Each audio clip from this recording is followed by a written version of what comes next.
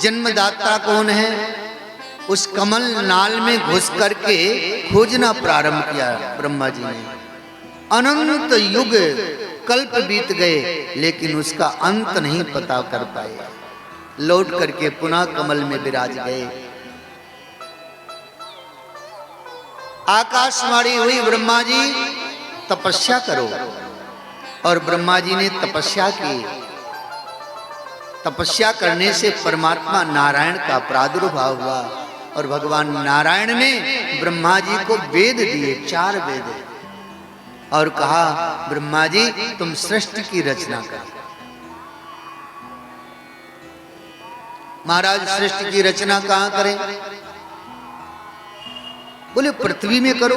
भगवान ने पृथ्वी तत्व को प्रकट किया और जल पर स्थापित किया। ब्रह्मा जी ने अपने मन को एकाग्र किया, चिंतन किया, तो चिंतन से 4 पुत्र प्रकट हुए। सनत कुमार, चारों भाई ब्रह्मा जी को प्रणाम किए, पिताजी आज्ञा करें। ब्रह्मा जी ने कहा कि तुम विवाह कर लो। उन्होंने हाथ जोड़ लिया, पिताजी हम विवाह नहीं करेंगे। पिताजी हम विरक्त होकर के जीवन यापन करेंगे। ब्रह्मा जी को क्रोध आ गया और ब्रह्मा जी ने श्राप दे दिया, जाओ तुम 5 वर्ष की अवस्था के बालक जैसे ही रहोगे। शनकादिक ऋषि प्रसन्न हो गए, बोले पिताजी ये तो बड़ी अच्छी आपने आशीर्वाद दिया है। 5 वर्ष की अवस्था के बालक जैसे रहेंगे, ना तो हमें वस्त्र की जरूरत पड़ेगी, न मान सम्मान की जरूरत पड़ेगी, दिगंबर रहेंगे। अब 5 वर्ष के बालक को कुछ पहनाओ ना पहनाओ। शनकादिक ऋषि वहां से चले गए। ब्रह्मा जी के मन में पुनः चिंतन प्रकट हुआ और ब्रह्मा जी के मन से मरीचादि 10 पुत्र प्रकट हुए। उनसे कहा तुम सृष्टि रचना करो। बोले पिताजी कैसे करें? स्त्री और पुरुष के संयोग से ही सृष्टि का प्रादुर्भाव होता है। तब ब्रह्मा जी ने चिंतन किया और ब्रह्मा जी के अंतःकरण से वाणी के रूप में सरस्वती का प्रादुर्भाव हुआ। सरस्वती को देखकर ब्रह्मा जी आकर्षित हुए। सभी पुत्रों ने कहा पिताजी ये ठीक विचार नहीं है आपके। ब्रह्मा जी को ग्लानि भई और ब्रह्मा जी ने उस शरीर का त्याग कर दिया। वही कोहरा बन गया। जो अंधकार है ना, ये ब्रह्मा जी का शरीर ही है। पुनः दूसरा शरीर धारण किया ब्रह्मा जी ने और ब्रह्मा जी ने मन से चिंतन किया तो ब्रह्मा जी के दाहिनी भुजा से महाराज मनु, बाएं भुजा से शत्रुपा का प्रादुर्भाव हुआ और ब्रह्मा जी ने आदेश किया तुम सृष्टि का विस्तार करो। मनु शत्रुपा ने गृहस्थ जीवन में प्रवेश किया और फिर उनके द्वारा 3 पुत्रियां हुई, आकुति, देवहूति, प्रसूति। 2 पुत्र हुए, प्रियव्रत, उत्तानपाद।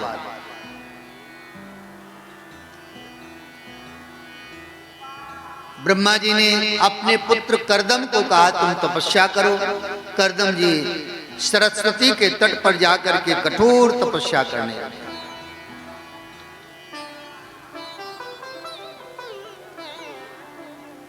और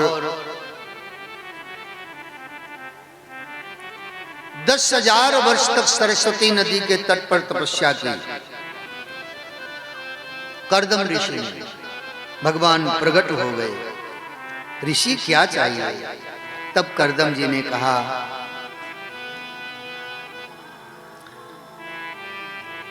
कि प्रभु मैं आपके जैसा पुत्र चाहता हूं। ये नहीं कहा कि मेरा विवाह हो जाए,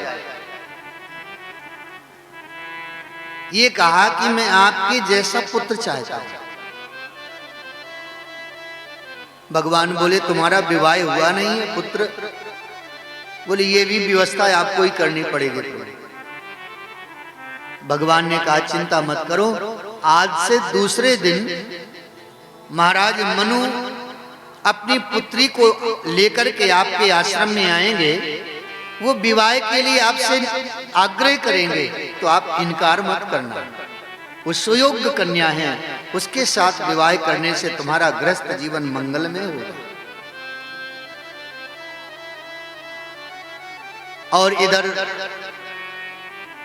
ब्रह्मा जी ने महाराज मनु से कहा कि तुम्हारी पुत्री के योग्य वर कर्दम ऋषि हैं, जाओ।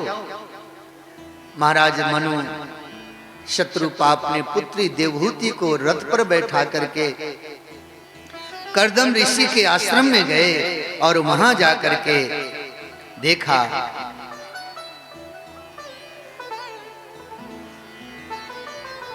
तपस्या के मूर्तिमान स्वरूप कर्दम ऋषि विराजमान है।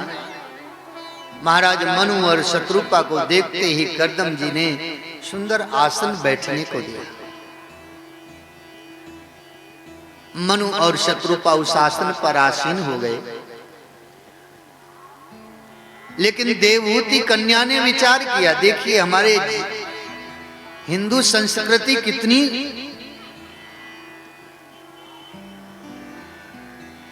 संस्कार से युक्त है। उस कन्या ने विचार किया कि मेरे पिताजी इनके साथ मेरा विवाह करना चाहते हैं, ये तो मेरे पति हो चुके, अब इन्होंने आसन बिछाया है तो इनके बिछाए हुए आसन पर मैं बैठूंगी तो मेरा पातिव्रत्य खंडित हो जाएगा। पति के बिछाए हुए आसन पर पत्नी को नहीं बैठना चाहिए। लेकिन आजकल तो महाराज यही चलता है, बोलो जय श्री कृष्ण, कि जब तक पति देव आसन ना लगावे, बिस्तर ना लगावे, तब तक नींद ही नहीं। ये शास्त्र मर्यादा का उल्लंघन है, पातिव्रत्य धर्म के अनुकूल नहीं है। अब बेचारी उस देवहूति ने विचार किया, मेरे पति होने वाले पति का आदेश है कि इस पर बैठो, अगर नहीं बैठती हूं तो मेरे पति के आज्ञा की अवहेलना होगी। धर्म कितना बारीक है, बैठती हूं तो पातिव्रत्य खंडित होता है, नहीं बैठती हूं तो पति की आज्ञा का उल्लंघन होता है, तो भी मेरा पतिव्रत खंडित हो जाएगा, क्या करूं। वो संस्कार से युक्त देवहूति ने उस आसन को दाहिने हाथ से स्पर्श किया और आसन के नीचे बैठ गई। दाहिना हाथ आसन में है, नीचे बैठ गई। हे स्वामी, आपके आसन का मैं सम्मान करती हूँ, लेकिन आपके आसन में मैं कैसे बैठ सकती। कर्दम ऋषि समझ गए ये कन्या संस्कार से युक्त है, इसके साथ विवाह करने से मेरी तपस्या में कोई बाधा नहीं होगी। महाराज मनु ने निवेदन किया, प्रभु मेरी ये बड़ी लाडली कन्या है, देवहूति नाम है, मैं इसका विवाह आपके साथ करना चाहता हूं। कर्दम ऋषि ने कहा, राजन हम विवाह तो कर लेंगे, पर हमारी शर्त है, 2 शर्त है। क्या है? अगर आपकी कन्या मेरी शर्तों को स्वीकार कर ले तो हम गृहस्थ जीवन में प्रवेश कर लेंगे। महाराज शर्त बताइए आप। कर्दम ऋषि ने कहा, देखिए विवाह के उपरांत आपकी पुत्री हमारी तपस्या में कोई विघ्न नहीं डालेगी।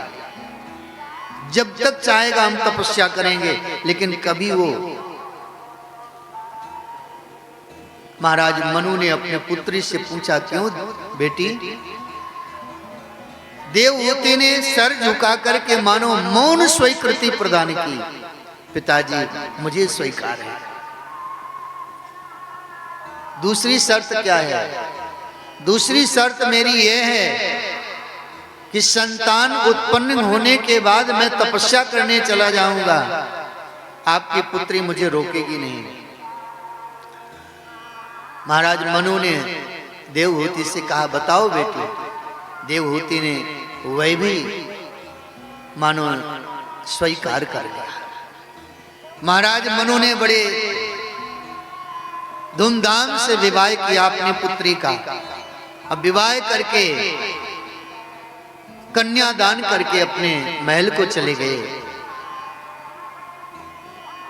और जब करदम जी देवहूति को लेकर के कुटिया में पहुंचे तो देवहूति ने देखा कि कुटिया कैसी है।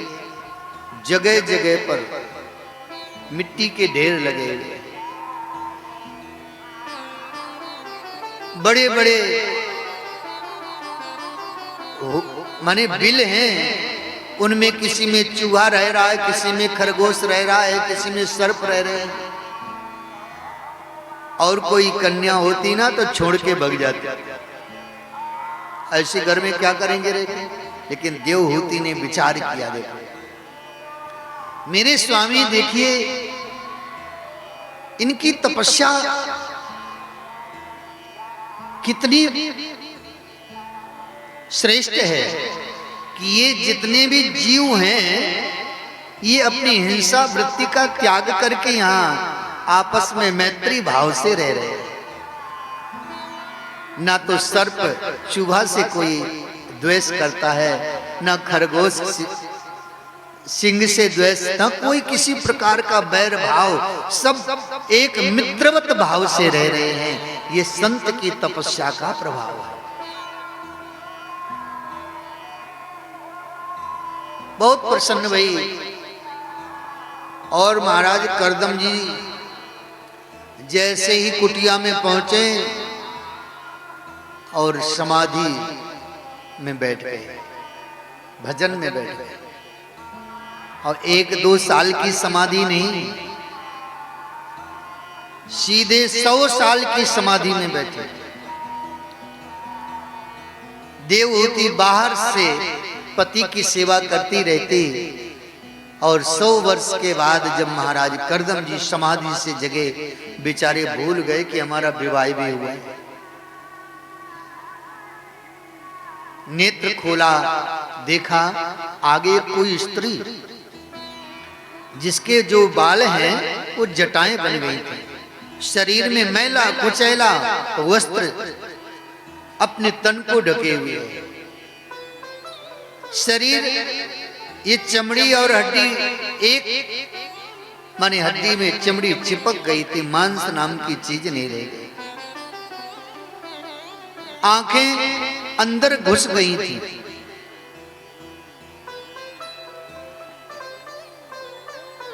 करदम जी ने देखा, पूछने लगे, देवी तुम कौन हो? यहां क्या करने आई हो? देवहूति ने प्रणाम किया और हाथ जोड़ करके निवेदन किया, स्वामी आप भूल गए हैं, आपको विस्मरण हो गया। 100 वर्ष पूर्व आप स्मरण करिए, आपने मेरे साथ पाणी ग्रहण किया, मुझे अपनी अर्धांगिनी के रूप में स्वीकार किया था आपने। अब करदम ऋषि को स्मरण आया और उस देवी की धैर्य को देख करके प्रसन्न हो गए। देवी धन्य है, तुम्हारे संस्कार को, तुम्हारे माता पिता को 100 वर्ष की प्रतीक्षा करने के बाद भी तुम्हारे मन में कोई दुख नहीं, कोई ग्लानि नहीं। और फिर महाराज करदम जी प्रसन्न हो गए। करदम जी ने अपने तपस्या के प्रभाव से सुंदर 100 योजन के विस्तार का एक लोह विमान प्रकट किया, जिसमें बड़े सुंदर सुंदर बाग बगीचे, बड़े सुंदर सुंदर सरोवर, दिव्य महल थे। 200 दिव्य कन्याएं उसमें से आईं और देवहूति को लेकर के उस सरोवर में स्नान कराया। जैसे उस सरोवर में डुबकी लगाई देवहूति ने और जैसे निकल के बाहर आई, 16 वर्ष की सुंदरी के रूप में स्वरूप हो गया। शरीर हो गए। कर्दम ऋषि ने भी अपने योग बल से अपने 18 वर्ष की अवस्था का स्वरूप प्रकट किया और फिर दोनों उस विमान में बहुत समय तक विहार किया। उस विहार काल में देवहूति के गर्भ से 9 कन्याएं प्रकट बनी। कर्दम ऋषि ने देवहूति से कहा, देवी अब हम तो जाएंगे तपस्या करने, अब आप इन कन्याओं के साथ गृहस्थ जीवन में आनंद से रहो। देवहूति ने हाथ जोड़ लिए, बोले स्वामी मैं मना नहीं कर रही हूं आपको, लेकिन आप अपने वचन से पीछे हट रहे हैं। आपने कहा था कि जब संतान हो जाएगी तो हम बन जाएंगे, लेकिन अभी संतान नहीं हुई, ये पुत्रियां हैं, पुत्र चाहिए हमें। ये पुत्रियां तो दूसरे घर चली जाएंगी, हमें पुत्र चाहिए। तब कर्दम ऋषि को स्मरण आया कि ठाकुर जी ने वचन दिया था कि हम पुत्र बन के आएंगे। पुनः गृहस्थ जीवन में गए और फिर कुछ समय के बाद देवहूति के गर्भ से परमात्मा कपिल भगवान के रूप में प्रकट भये। बोलिए कपिल भगवान की जय हो। दिव्य सुंदर स्वरूप है भगवान का। सब देवताओं ने आकर के भगवान की स्तुति करी। ब्रह्मा जी अपने 9 पुत्रों को लेकर के आए और कपिल भगवान का नामकरण किया, सारे संस्कार किए और कर्दम ऋषि से बोले, बेटा तुम्हारी 9 कन्याएं हैं? बोले हाँ पिताश्री। बोले हमारे 9 पुत्र हैं। एक काम करो, तुम वर कहाँ खोजोगे? इन 9 पुत्रों को 9 पुत्रियों का हाथ दे दो। तो कर्दम ऋषि ने अपने 9 पुत्रियों का विवाह ब्रह्मा जी के 9 पुत्रों के साथ कर दिया। उसी में से एक अत्रि जी हैं, जिनको अनसुया नाम की कन्या प्रदान की गई। कपिल भगवान ने फिर मां देवहूति को सांख्य शास्त्र का उपदेश दिया। मां को कहा, मां इस गृहस्थ जीवन में रह करके तुम भगवत प्राप्ति करो। बेटा कैसे? माताएं तो भोली होती हैं। कपिल भगवान ने बड़ी सरल भाव से मां को समझाया, मां मेरी प्राप्ति के 9 मार्ग हैं। श्रवणम कीर्तनम विष्णु, स्मरणम पाद सेवनम, अर्चनम बंदनम दास्यम, सख्यमात्मा निवेदनम। 9 प्रकार की भक्ति होती है मेरी। श्रवणम, सुनो। क्या सुने? विवेक के द्वारा विचार करके सुनो, भगवत कथा सुनो। सुनकर के कीर्तनम, परमात्मा के नाम का संकीर्तन करो। विष्णु स्मरणम, भगवान नारायण का स्मरण निरंतर अपने कर्म को करते हुए करो। कर्म करते हुए परमात्मा का स्मरण हो रहा है तो आपकी वह कर्म पूजा बन जाएगी, आराधना बन जाएगी। अब पूजा करते हुए अगर संसार का स्मरण हो रहा है ना, तो वह पूजा आपकी पूजा नहीं मानी जाएगी। पाद सेवनम, महापुरुषों के चरणों की सेवा करो, गुरुजनों के चरणों की सेवा करो। अर्चनम, मेरी अर्चना पूजा करो। बंदनम, मेरी वंदना करो।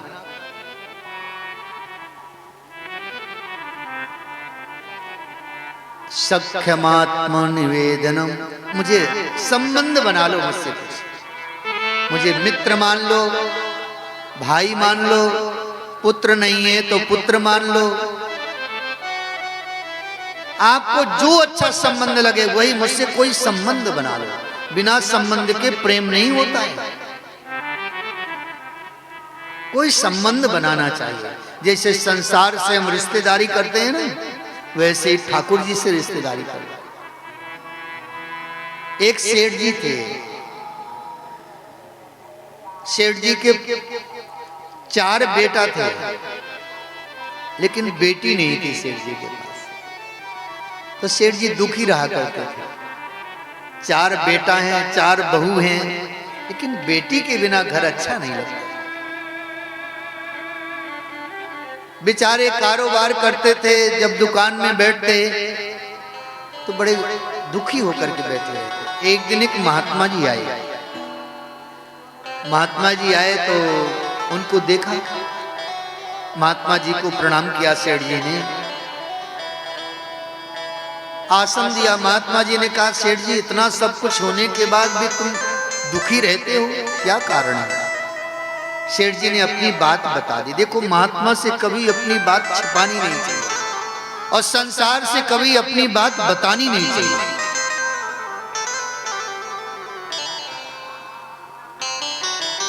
संत और सतगुरु से अपनी प्रत्येक बात का शेयर करो, बताओ। कोई न कोई उपाय, समाधान वो बताते हैं। सेठ जी ने कहा, गुरुदेव आपसे क्या छिपी हुई है? मेरा तो जीवन बड़ा मंगलमय है, पर गुरुदेव मेरी एक बेटी नहीं है। बेटी होती तो मेरा घर बहुत अच्छा लगता। बेटा कितने भी हो जाएं, बेटी के बिना घर की शोभा नहीं है।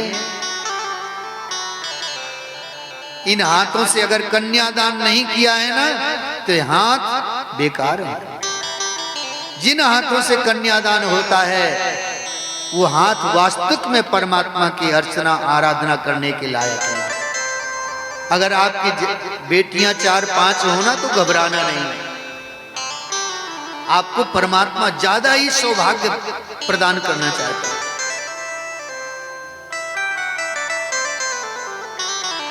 वो सेठ जी जब ये बात कहे तो संत जी ने कहा, देखो जो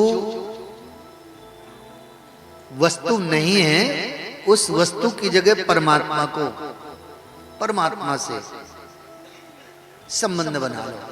बेटी नहीं है ना, तुम राधा को बेटी बना लो। अब उसके सेठ के मन में बात जम गई और सेठ जी ने उसी समय मन में निश्चय कर लिया कि मेरी एक बेटी है राधा। सुंदर राधा रानी की तस्वीर बनवाई और जहां शयन कक्ष था, शयन कक्ष के सिरहाने उस तस्वीर को टांग दिया। रात दिन चिंतन करे, कोई भी आवे पूछे कितनी संतानें हैं, तो कहे 5-4 बेटा है, एक बेटी है। बड़े भाव से राधा का स्मरण, पूजन, आराधना चलने लगी। एक दिन क्या हुआ, कोई त्योहार का दिन आया। सेठ जी तो दुकान में थे। मणिहारन आई, मणिहारन चूड़ी पहनाने आई घर में। उस मणिहारन ने चारों बहुओं को सेठ जी की चूड़ियां पहनाई और उसी मणिहारन तो अपना घूंघट डाले हुए चूड़ियां पहना रही थी। उसी समय राधा रानी भी आ गईं और वह भी हाथ बढ़ा दिए। मणिहारन ने राधा के हाथ में भी चूड़ियां पहना।